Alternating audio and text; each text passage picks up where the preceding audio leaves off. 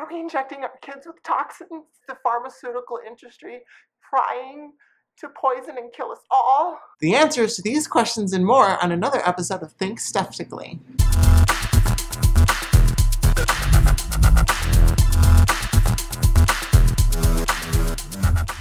First, let's tackle what a vaccine actually is. By definition, all a vaccine is a biological preparation that improves immunity to a particular disease. There are two categories of vaccines. The first kind of vaccine uses a weakened form of the disease you're trying to treat. This allows the body to muster a defense against it on its own. And they usually don't cause the actual disease itself, though in some rare instances they do, although the reactions are much milder and not deadly. The second category of vaccines is an inactive vaccine. This is produced by growing the virus or bacteria in a culture and then killing it using chemicals or heat. While these vaccines are technically safer, they don't produce the best results. They aren't as effective as live vaccines. Most people in the United States today don't know what it's like to grow up in a world ravaged by certain diseases, especially those diseases that we've cured through vaccines. Most of these people don't get to see what these diseases do to people. They're not surrounded by it at all. Some of these diseases include anthrax, diphtheria, measles, whooping cough, polio, rubella, typhoid, yellow fever. These are just a few of the diseases that we've cured and eradicated using vaccine. You should know that the ingredients for any vaccine are readily available from the CDC, and I'm going to provide a source link in the description box below so you can go check those out. Some people freak out when they see some of the things on there. Some of the scarier sounding ingredients: aluminum, egg protein, formaldehyde, monosodium glutamate, and thimerosal. Of course, there's others, and there's far more chemicals in these vaccines. We're going to kind of go through and explain what each one's for. Aluminum is added to help improve the body's immune response to a particular disease. Egg protein, this one's a little different. That's because these vaccines are produced using chicken eggs.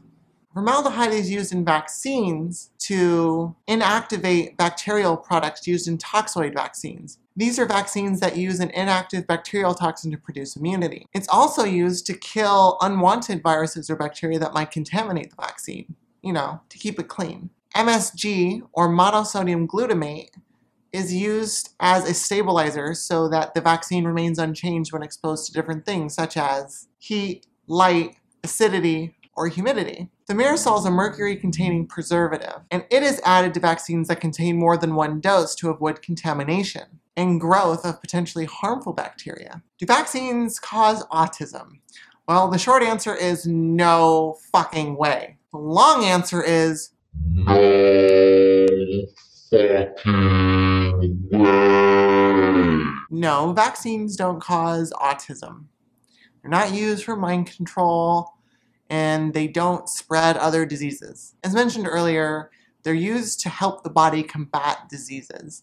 They give the body a weaker target to aim at that's identical to what it would face in full form, so that it can muster the proper defense and kill it so you don't get sick. Many diseases have been cured like this. Most recently in India, they finally eradicated polio. The United States eradicated polio decades ago, and we haven't had to deal with it. We can thank vaccines for that. Same thing goes for whooping cough and the other diseases I mentioned. A few years ago, Dr. Andrew Wakefield published a study in which he claimed to support the notion that vaccines caused autism. It was found out later that Dr. Andrew Wakefield misrepresented and altered the medical histories of all 12 participants in his study in 1998. This invalidates his findings entirely, because that's not how science works. It's not because there was some conspiracy from Big Pharma. It wasn't the government trying to shut him up. It's because he did bad science. It's because he wasn't doing science properly that this study was retracted. If you want to learn more about vaccines, and I encourage you to do so, check out the description box below where I have links to the CDC's list of vaccines and their ingredients and what they do. There's also some other information you can gather from my description box. I got a lot of sources for this. So go ahead and check that out. The truth of the matter is, vaccines have saved so many lives and will continue to do so. There are currently searches for vaccines for other diseases that currently ravage us at this time. Being anti-vaccine is entirely irresponsible. The anti-vaccine movement has been responsible for the resurgence of whooping cough in California. This is dangerous and it needs to stop. If this movement continues, other diseases are going to come back. It wasn't too long ago that diphtheria and yellow fever and whooping cough and rubella and measles were a very real threat to both children and adults. It's important that we make sure that vaccines are used and used properly. Vaccines have been one of the biggest and best and most effective means to control disease. It's important that you vaccinate your children. And it's important to get vaccinated yourself. If you haven't been vaccinated, please go and do that. There is no risk to these vaccines at all. There just isn't. It's dangerous to spread misinformation about something that affects the health of so many.